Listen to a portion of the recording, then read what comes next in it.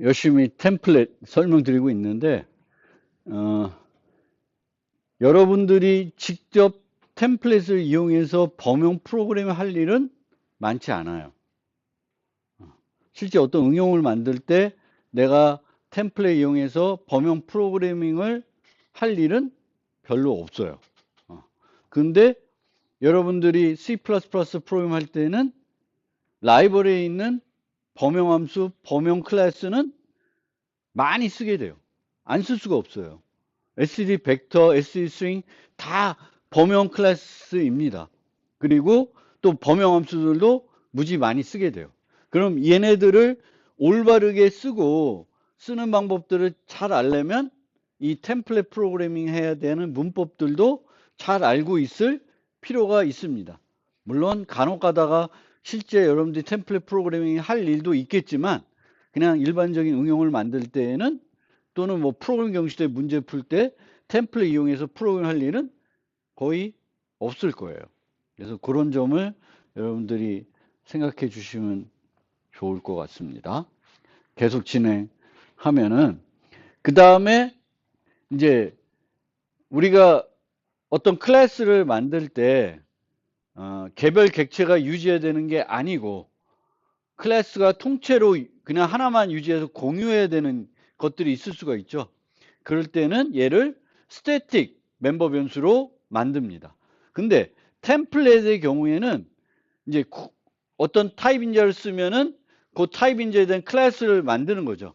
그래서 클래스가 하나 만들어지는 게 아니라 여러 개 만들어질 수가 있잖아요.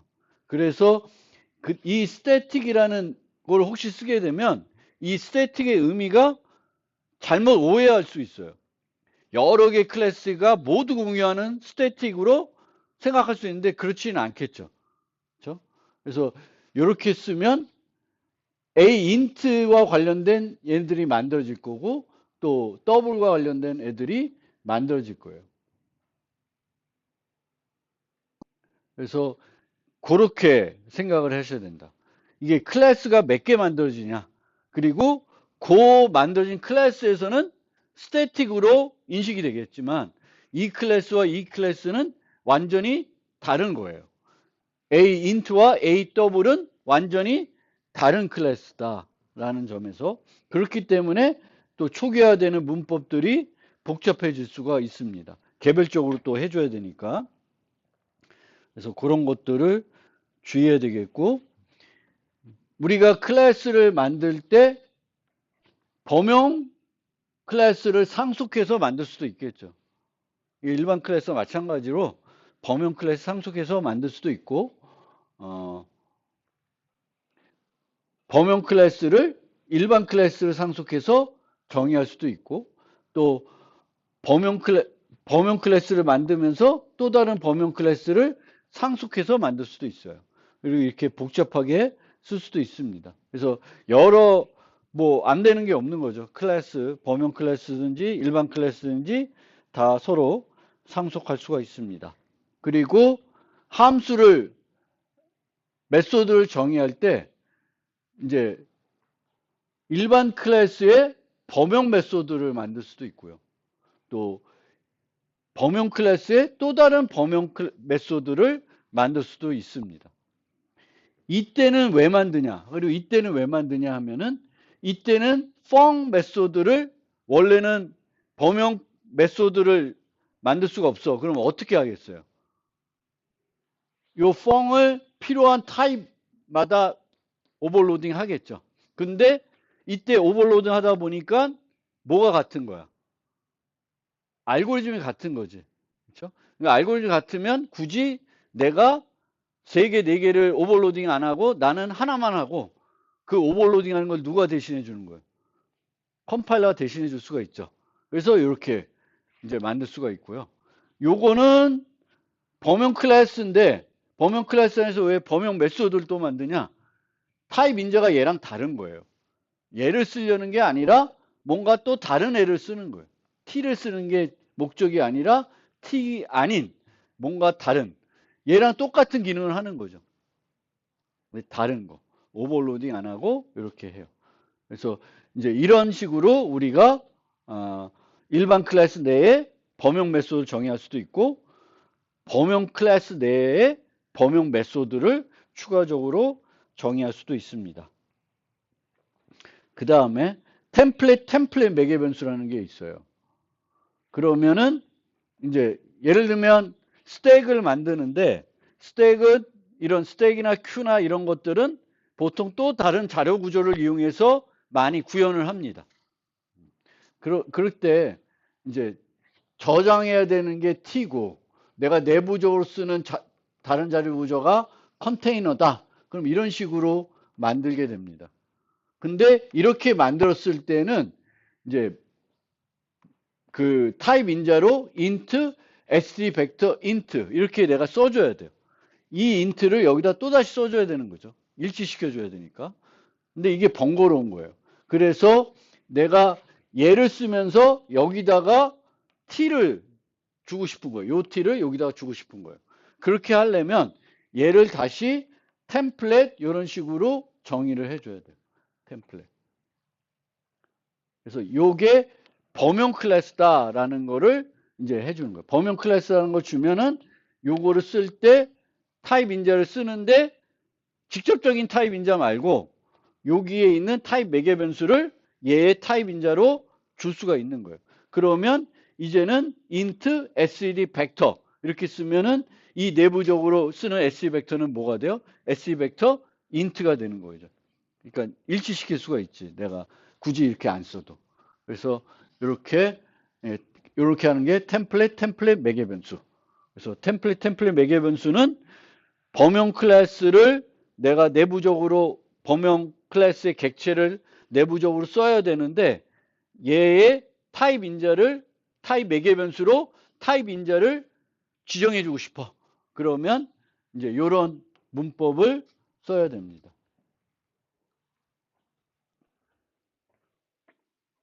그래서 좀 복잡한데 그런 게 있다라는 것만 알아두시고요.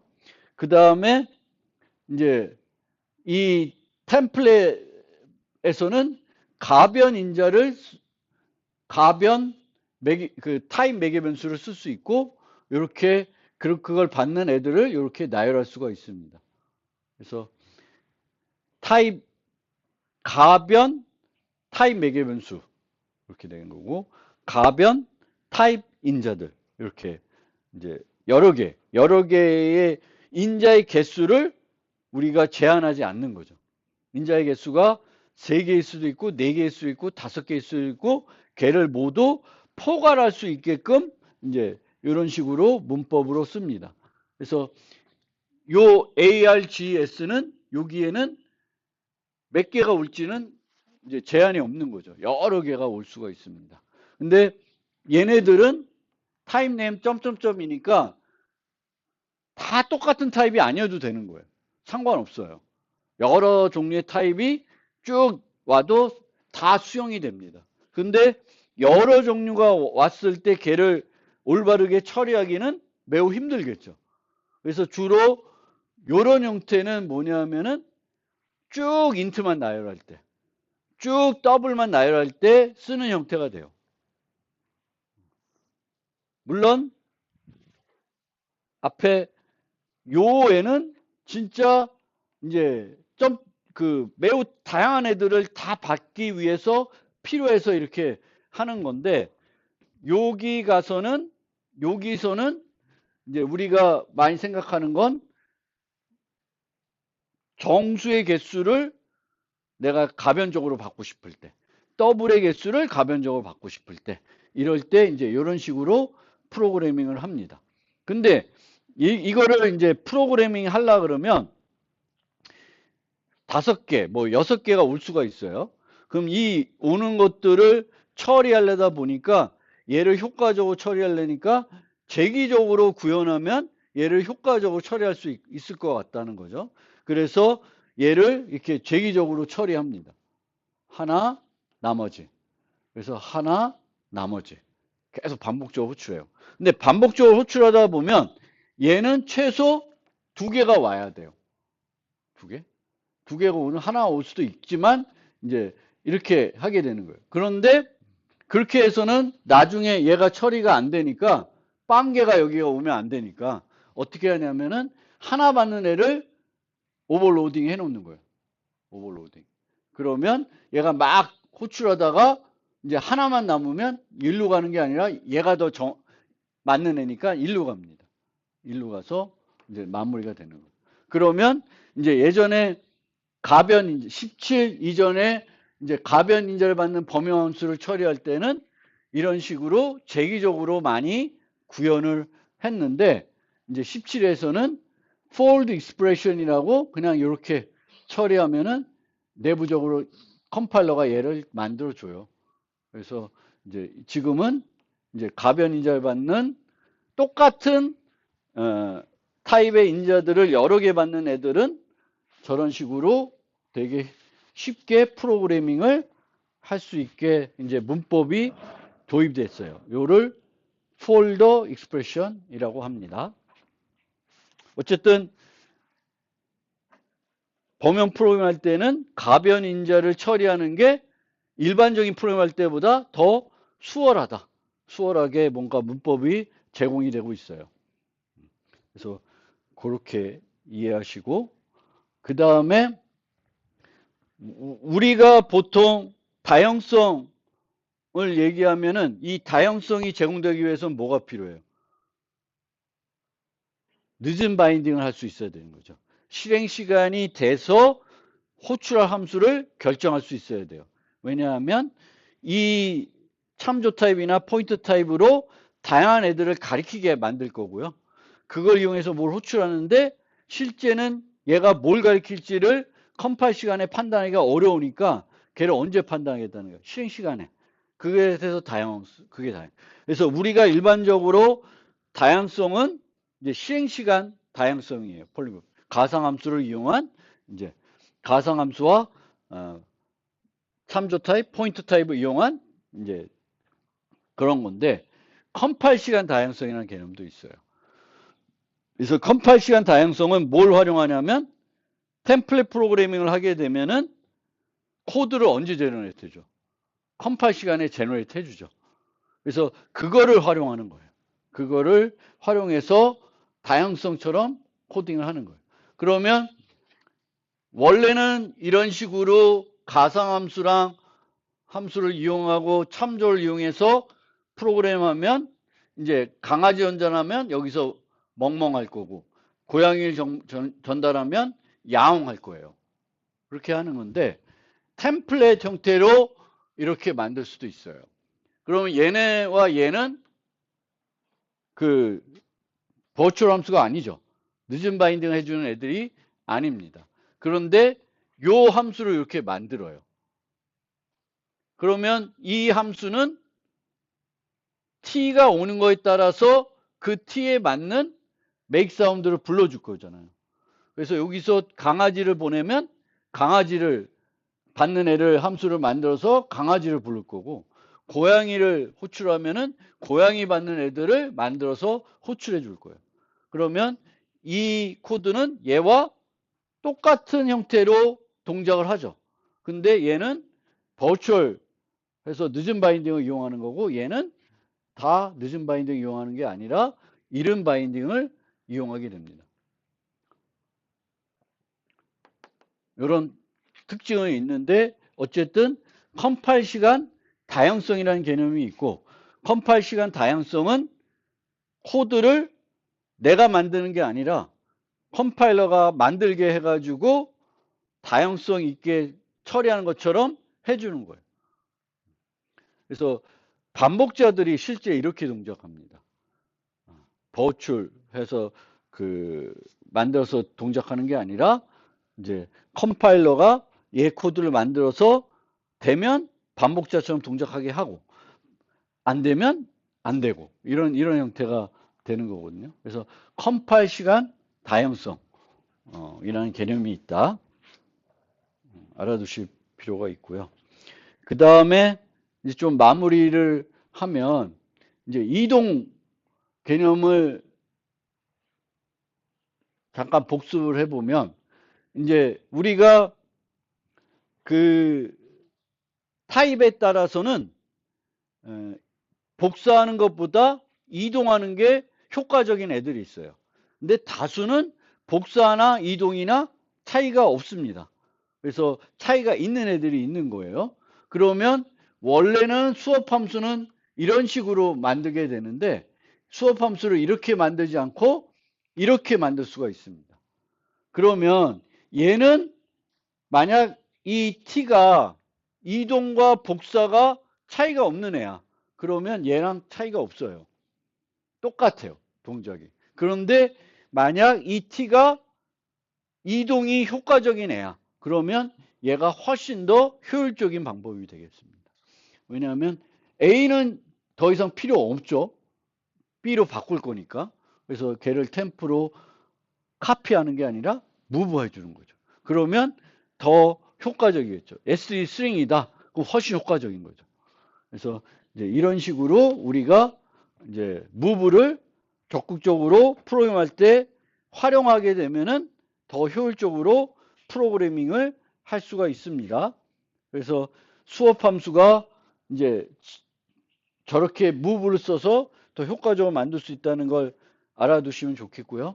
그 다음에 이제 완벽 포워딩 얘기를 했었는데 이 완벽 포워딩이라는 게 뭐냐면은 인자를 받았잖아요. 그럼 그 인자 받은 거의 그 특성, value 특성을 그대로 유지한 상태로 다른 함수에 전달하는 거예요. 그거를 완벽 포워딩이라 그래요. 완벽 포워딩. 근데 이제 완벽 포워딩을 하려 그러면 이제 이런 식으로 네 개를 뭐 다중정의를 해줘야 돼요. 그래서 이렇게 무브하는 형태로 만들어줘야 실제로 왜냐하면은 요 A와 요 A는 R 밸류를 받았지만 A 자체가 변수이기 때문에 그 변수 A 자체는 L 밸류 개념이 돼요. 그래서 실제 R 밸류를 받았을 때 R 밸류로 넘겨주려면 std move를 내가 써줘야 돼요. 근데 이렇게 하려면 너무 다중정의해지는 게 많아집니다. 얘는 인자가 하나니까 그나마 낫는데 인자가 여러 개면은 되게 다중정의해야 되는 게 또 많죠. L 밸류 받는 거, R 밸류 받는 거, L 밸류, R 밸류 이렇게 해가지고 2개 받는 거면 4개가 필요한 거고 뭐 3개 받으면 8개가 필요한 거예요. 그러면 하기가 너무 어려운 거예요. 그래서 이 완벽 포워딩을 조금 더 효과적으로 제공하고 싶었는데 이 완벽 포워딩이 어디서 사용이 되냐면은 인플레이스 백이라는 데서 사용이 돼요. 인플레이스. 그래서 여기 있죠. 원래는 푸시백이 2개가 다중정이 되어 있어요. 다중정이 되어 있어요. 그러면 이런 애가 전달되면 얘는 R 밸류죠. 여기서 만든 애니까 변수에 저장되어 있는 애가 아니에요. 여기서 만든 애면 얘가 불러질 거예요. 얘가.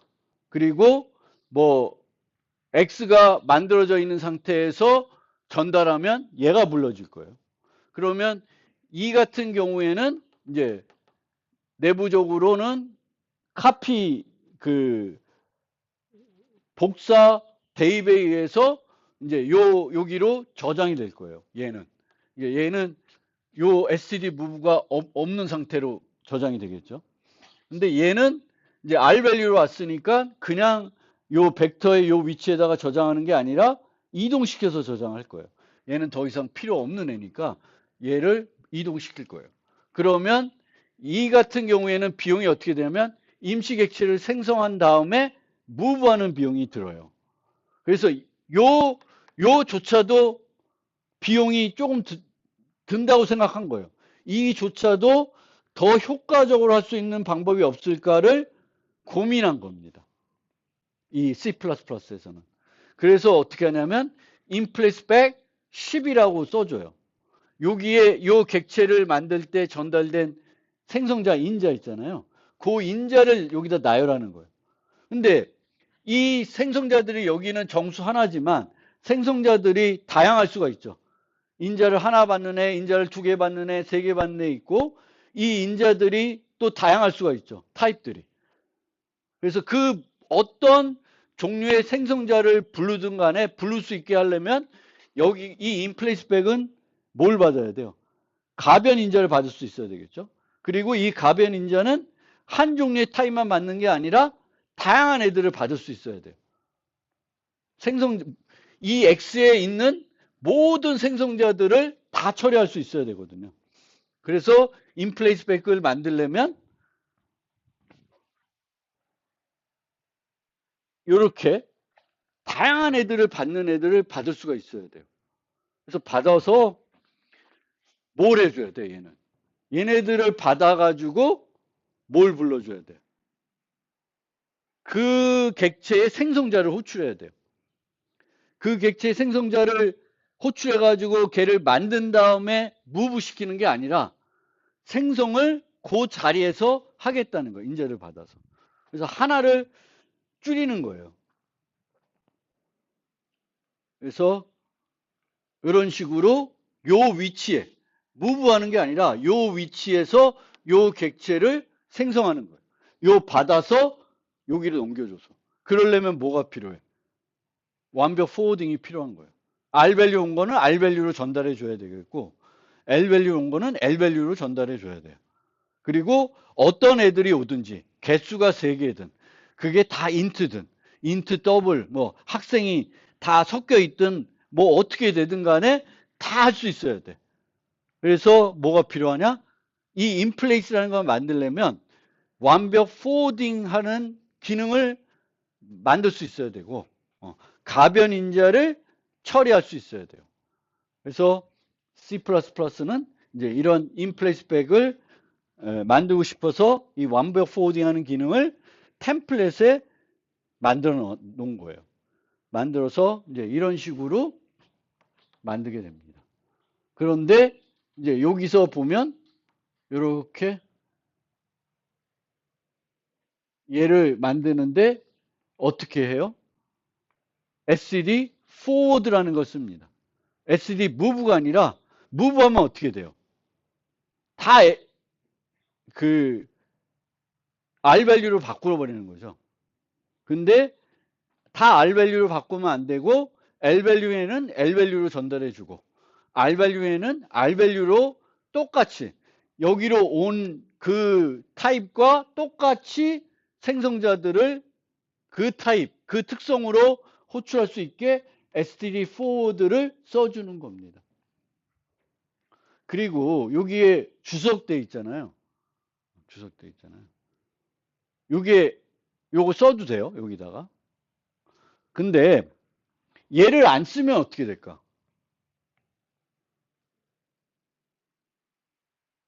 객체를 생성해서 요 위치에다가 만들었어요. 근데 내가 또다시 객체를 생성해서 덮어버렸어. 그러면 이 없어진 애의 소멸자가 불러질까 안 불러질까? 안 불러지죠. 근데 불러야지 논리적으로 맞아야죠. 맞거나 이 소멸자에서 뭔가 안 부르면 안 돼. 그러면 얘를 해줘야 돼. 근데 이거 보면 내가 지금까지 설명 안 한 것 같은데 했나? 모르겠네. 생성자는 직접 부를 수 있어요, 없어요? 내가 이렇게 해서 없죠. 생성은 내가 그 변수 선언할 때만 할 수 있는 거지 쭉 쓰다가 갑자기 내가 초기하고 싶다고 해서 생성자를 부를 수 있는 건 아니잖아요. 근데 소멸자는 내가 이런 식으로 직접 부를 수가 있습니다. 그래서 이게 틀린 문법이 아니에요. 그래서 이렇게 하고 덮어 쓰는. 그래서 이렇게 됩니다. 그리고 여기서는 2개를 썼잖아요. 2개. 근데 2개를 쓰면은 원래는 뭐예요? R 밸류죠. R 밸류 참주죠. 그렇죠? 2개면. 근데 템플릿에서 이렇게 2개를 쓰면 템플릿에서 범용함수에서 2개를 쓰면은 R 밸류 참조로 인식 안 하고 범용 참조, 포워딩 참조로 인식을 합니다. 그래서 얘는 L 밸류도 받을 수 있고 R 밸류도 받을 수 있어요. 원래 2개면은 뭐만 받을 수 있어? R 밸류만 받아야 되는 거죠. 근데 이렇게 템플릿에서 2개를 쓰면 R 밸류도 L 밸류도 다 받을 수가 있습니다.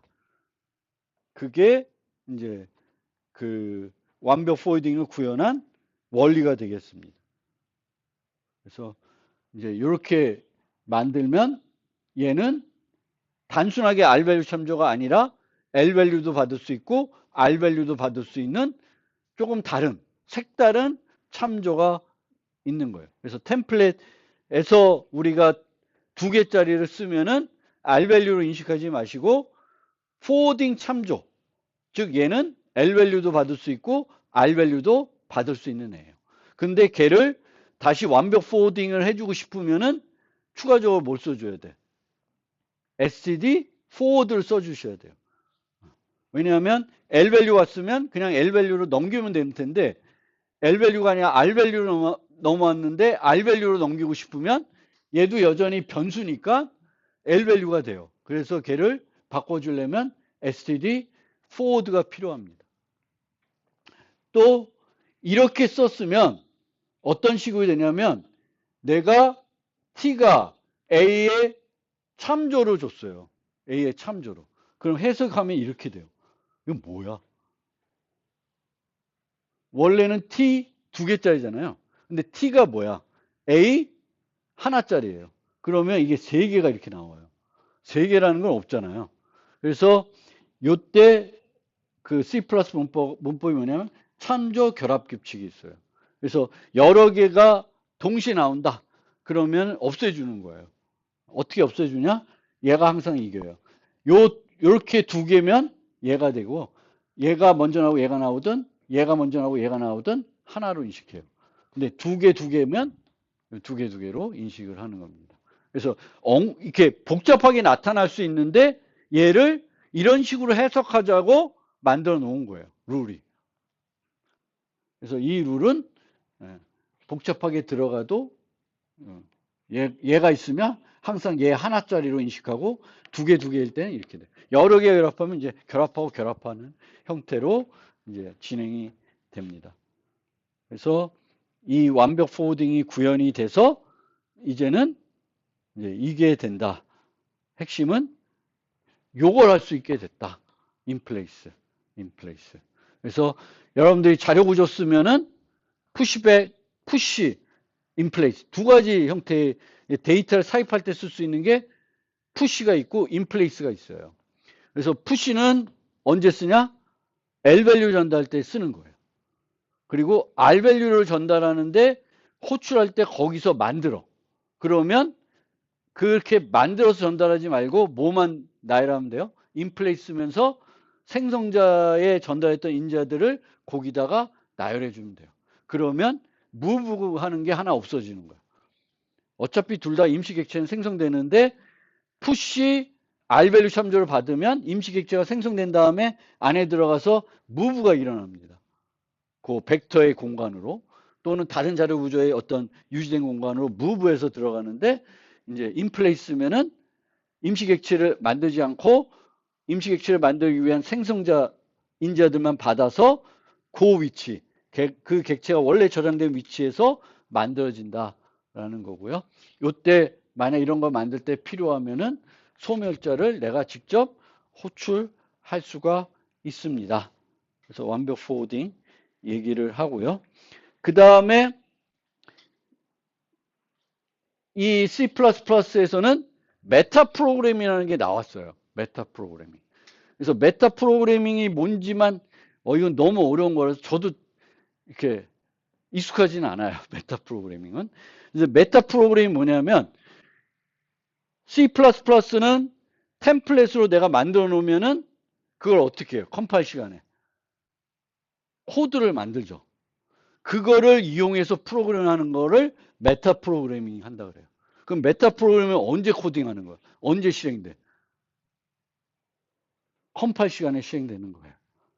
그거를 이제 메타 프로그래밍하는 방법을 있는데 그 메타 프로그래밍이 되게 효과적이다 보니까 C++에서 이 메타 프로그래밍을 좀 쉽게 하기 위한 어떤 문법적인 것들을 여러 개 도입했어요.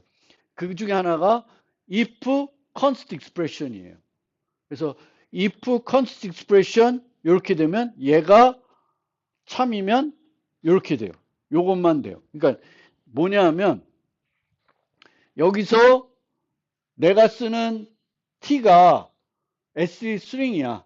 그러면 원래는 if, else로 코드가 만들어질 건데 그렇게 안 만들어지고 이렇게 하나로 만들어지는 겁니다.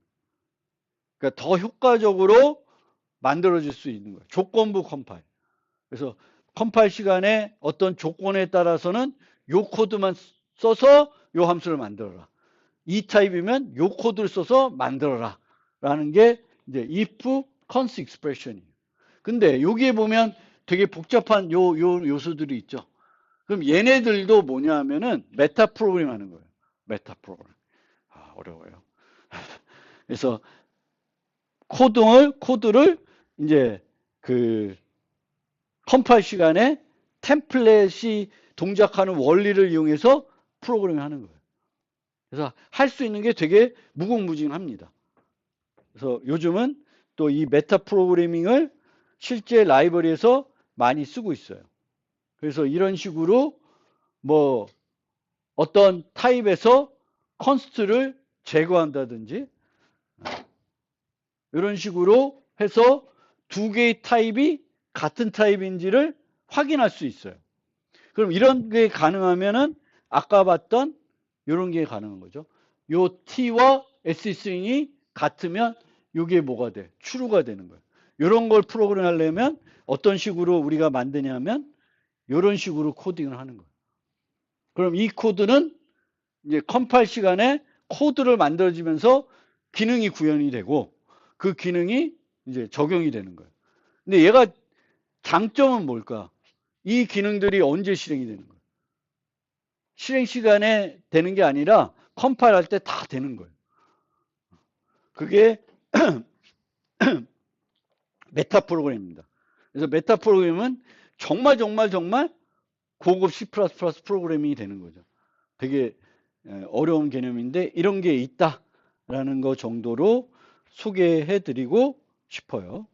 그리고 그걸 되게 쉽게 그 템플릿 프로그램 할 수 있게 그거를 이제 만들어주는 게 컨셉트라는 개념입니다. 그래서 컨셉트를 쓰면은 메타 프로그램을 조금 더 쉽게 할 수 있게 해주는 거예요. 이제 그렇게 이제 그 정도를 이해하시고 나는 정말 전문 C++ 프로그래머가 되고 싶다. 그러면은 메타 프로그램 한번 공부를 해보시면 좋을 것 같긴 해요. 근데 뭐 몰라도 C++ 프로그램 하는 데는 큰 지장은 없을 겁니다. 그래서 그렇게 생각하시면 되겠고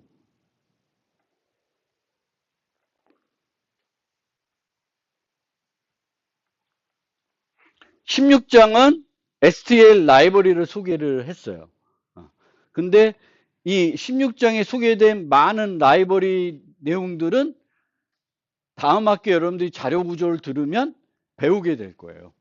배우게. 근데 그 자료 구조 시간에는 물론 C++에서는 이런 자료 구조 쓸 때 어떻게 쓰는 게 효과적인지를 설명하기도 하지만 더 핵심은 이 자료 구조가 실제 내부적으로 어떻게 구현이 되는지를 직접 해보고 그 특성들을 이해하는 게 이제 자료 구조 시간이거든요. 그래서 그걸 배움으로써 여러분들이 어떤 능력을 키우냐 하면은 자료 구조를 구현하는 능력을 키우는 건 별로 의미가 없어요.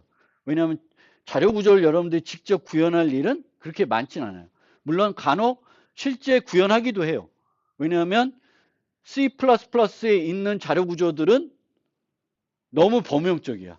그래서 조금 더 내 거에 맞는 아주 효율적인 걸 만들고 싶으면은 얘를 쓰기보다는 내 거에 맞는 전용적으로 만들어진 코드를 만들어서 쓰는 게 조금 더 효과적일 수가 있어요.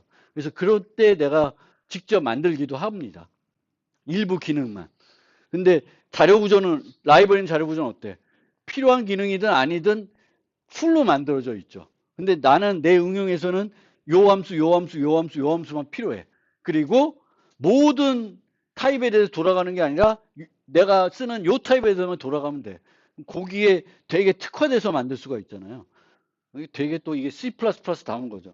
되게 효율성을 너무 강조하니까 내가 요것들을 내가 직접 만드는 거지. 근데 그런 것들이 좀 있긴 있는데 대부분의 경우에는 그냥 갖다가 쓰면 돼요.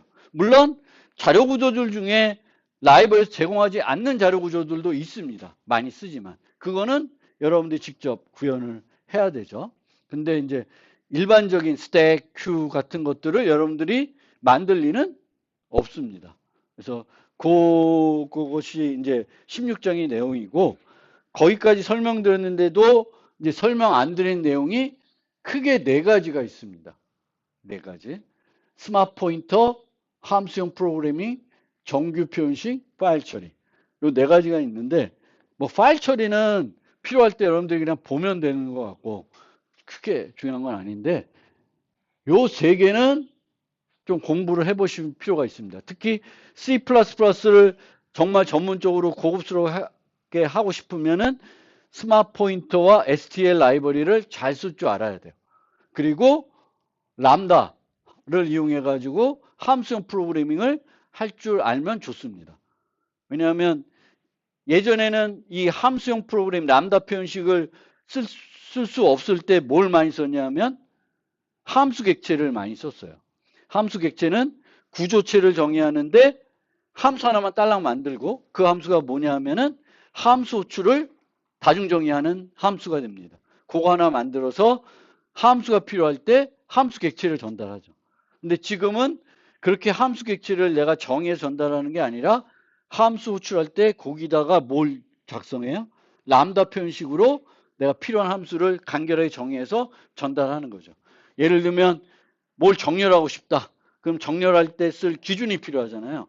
예전에는 이제 클래스에 요 비교 연산자를 다중 정의하거나 별도 그 함수 객체를 만들어서 전달했는데, 지금은 그렇게 하는 것보다는 그 소팅할 때 간단하게 람다 표현식으로 정렬할 기준을 써주죠. 그게 편하죠. 그래서 그걸 할 줄 알아야 되는 거예요. 또 정렬할 때뿐만 아니라 언제 또 많이 쓰냐면은 우선순위 큐를 쓸 때도. 우선순위 큐를 쓰려면 뭐가 필요해? 기준이 필요하죠. 우선순위 기준. 그 기준도 함수를 전달해서 줘야 되는데, 함수 객체를 쓰는 것보다는 람다 표현식으로 넘겨주는 게 훨씬 쉽습니다. 그래서 그런 것들 때문에 람다 표현식을 좀 잘 알아두시면은 간결하게 프로그램 할 수 있고, 그 16장에 보면은 std range라는 라이브러리가 있어요. 얘는 진짜 함수형 프로그램처럼 프로그램 하는 거예요. 즉, 내가 반복문을 짜서 어떤 기능을 구현하는 게 아니라 반복문 대신에 내부 반복을 이용해서 짜는데, 내부 반복을 하려면 내가 반복을 안 하고 내부 반복을 해서 내가 어떤 기능을 구현하려면 반복하면서 해야 될 일을 알려줘야 돼요. 라이브러리한테. 그럼 내가 해야 될 일을 알려주려면 어떻게 알려주겠어요? 함수를 전달해서 알려주는 거예요. 내가 해야 될, 반복하면서 네가 뭘 해야 돼? 합계를 해야 돼? 그럼 합계를 하는 함수를 전달해주면 얘가 반복하면서 그 합계 함수를 불러가지고 합계를 내서 반환해 주는 거죠. 그래서 그런 라이브러리를 또 잘 재미나게 쓰려 그러면 뭘 알아야 돼? 이 람다를 아셔야 됩니다. 스마트 포인터는 크게 유닉 PTR, 쉘 PTR, 윅 PTR 세 종류가 있어요. 근데 윅 PTR은 쉘 PTR을 쓸 때 이제 좀 같이 쓰는 거예요. 같이 쓰는 건데 많은 경우에는 꼭 안 써도 돼. 그래서 여러분들이 기본적으로 알아야 될 건 유닉 PTR, 쉘 PTR이에요. 유닉 PTR은 그 동쪽 생성된 공간을 가리키는 포인터를 늘 하나만 유지하는 거예요. 쉘 PTR은 동쪽 생성된 공간을 가리키는 포인터를 하나가 아니라 여러 개 유지해도 되는 거예요. 그걸 쉘 PTR이라 그러고, 이 스마트 포인터는 뭘 해줘요? 원래는 우리가 new 하면 다 쓰고 나서 뭘 해줘야 돼? 딜리트를 해줘야 되죠. 근데 스마트 포인터를 쓰면은 이제 내가 만들고 반납은 내가 안 해도 돼. 누가 해줘? 라이브러리에서 알아서 해주는 거예요. 그래서 그 반납에 대한 책임을 내가 잊어버릴 수 있게 해주는 게 이제 스마트 포인터예요. 그래서 막 여러분들이 챗 GPT나 클로드 갖고 뭔가 코드, C++ 코드 만들어 달라 그러면 늘 걔네들은 이 스마트 포인터 갖고 그게 모범답처럼 늘 제시해 주더라고요. 그래서 그런 코드를 또 보려 그러면 스마트 포인터를 좀 쓸 줄 알면 좋을 것 같습니다. 그래서 스마트 포인터이고요. 그 다음에 람다 표현식 넘어가서 시간이 다 됐는데 정규 표현식. 이제 정규 표현식은 문자열을 분석할 때 사용하는 거예요. 그래서 문자열을 내가 분석하고 싶은데 요런 정규 표현식에 해당되는 애를 찾아줘. 아니면 이 문자열이 이 정규 표현식에 맞는 애야? 하고 물어보는 거예요. 뭐 이메일 주소가 맞게 구성되어 있는지, 뭐 전화번호가 맞게 되어 있는지 이런 것들을 분석할 때 쓰는 게 정규 표현식입니다. 근데 이 정규 표현식은 이런 문법을 써서 이렇게 작성을 하는데 이 정규 표현식은 언어마다 다르지 않아요. 똑같아요. 자바에 쓸 때 쓰는 정규 표현식, C++ 때 쓰는 정규 표현식, 파이썬 쓸 때 쓰는 정규 표현식이 다 똑같아. 그럼 한 번만 익히면은 여기저기서 다 쓸 수 있어요. 뭘 다를까? 정규 표현식을 썼을 때 사용하는 라이브러리 함수들이 다 다르겠죠. 자바에서 쓰는 라이브러리 함수, C++는 라이브러리 함수, 파이썬에 쓰는 라이브러리 함수는 다릅니다. 다르지만 쓸 때 전달되는 요 표현식, 요게 정규 표현식인데 얘는 똑같아요. 얘는 자바에서 쓰나 뭐 어디서 쓰나 똑같습니다. 그래서 한 번만 익혀놓으면 문자의 분석 같은 걸 해야 될 때 되게 쉽게 간결하게 할 수 있어요. 물론 효율성은 떨어질 수도 있어요. 근데 간결하게 프로그램 짤 수가 있지. 왜냐하면 얘가 다 해주는 거니까. 아니면 내가 다 자르고 모두 하고 분석도 다 비교도 하고 뭐 이거 해야 되잖아. 그걸 얘가 다 해주는 거예요. 그래서 뭐 하는 거니까 그거를 조금 익히면 돼요. 그래서 이런 식으로. 요거는 뭐 전화번호. 요거는 이제 이메일 주소가 맞는 형태가 됐는지 이제 검사할 때 쓰는 거예요. 그럼 요 문자열이 이메일 요 형태가 맞아요? 그럼 true로 주고 틀리다가는 false 줄 거예요. 이런 게 어디서 필요할까? 뭐 여러분들이 웹 서비스를 만들 때 이제 계정 아이디로 이메일을 줄 수 있으면 이제 이메일을 그 사용자 넣을 거 아니에요? 그럼 이제 이 이메일이 실제 그 사용자 이메일인지는 검사하기는 어렵겠죠. 물론 메일을 주고 그 특정한 숫자에 준 다음에 그걸 리턴하게 하면은 얘가 그 메일 주소인지는 알 수 있는데 그 전에 뭘부터 봐야 되냐면 얘가 형식이 맞는지 봐야 되겠죠. 형식이라는 건 요 이름 뭐 이렇게 나가는 거잖아요. 그 형식을 검사할 때 이렇게 UI의 형식을 검사한다든지 그렇게 할 때 내가 코드 짜려고 그러면 너무 어렵습니다. 근데 정규 표현식으로 딱 표현해서 맞는지 물어보면 이제 금방 하는 거죠. 그래서 표현식을 만들 줄만 알면 되니까 이 표현식 만드는 게 그렇게 어렵진 않아요. 별표 뭐 이런 거니까 별표는 여러 번 등장할 수 있는 거고 플러스면 한 번은 등장해야 되고 뭐 이런 거예요. 여러 번 등장할 수 있는데 그렇게 생각하시면 되겠습니다.